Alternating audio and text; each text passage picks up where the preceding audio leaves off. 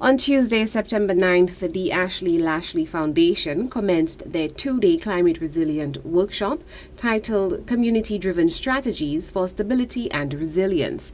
Executive Director of the foundation, Ashley Lashley, says this initiative aims to strengthen adaptation planning, influence policy, and empower vulnerable groups through interactive discussions, training, and private sector engagement. Some of the key outcomes that we really want to embark on is to get a better understanding about the challenges that those vulnerable groupings are facing in society, but also to build out a climate adaptation plan that is inclusive and can be circulated to civil society organizations and those vulnerable groupings after the program. She added that most islands do not have this structure in place. However, Saint Lucia has been taking proactive measures tackling the issue of climate change.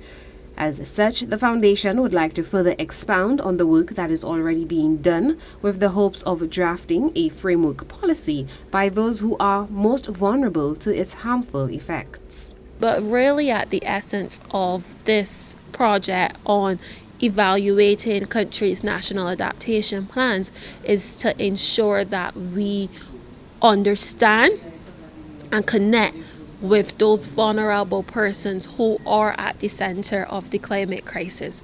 And those vulnerable groupings for us are persons with disabilities, youth, women, the fisher folk community, and also farmers. So throughout the two-day workshop, the participants are from those different groupings within the Saint Lucia Society. Speaking at today's interactive session, fisheries biologist Yvonne Edwin sought to enlighten those in attendance on the adverse effects of climate change. There are a number of climate adaptation projects on island. With my background at fisheries, we do have climate adaptation projects, and so my voice was added here to encourage persons, whether it's within their household, their communities, wherever they are, how powerful their voice can be in making a contribution towards adaptation planning.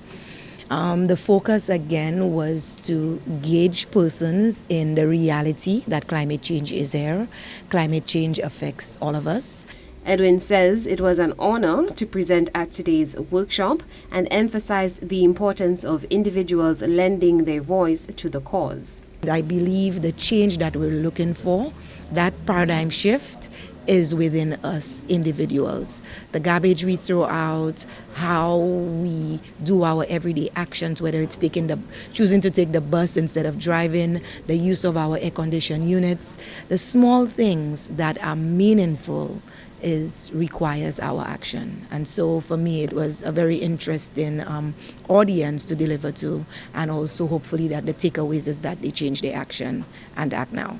The two-day workshop held September 9th to the 10th at the Big Gardens Bougainville Conference Room aimed to support the development of policy frameworks and strengthen St. Lucia's proactive approach to tackling the adverse impacts of climate change. For Choice News Now, I am Chelsea Austin.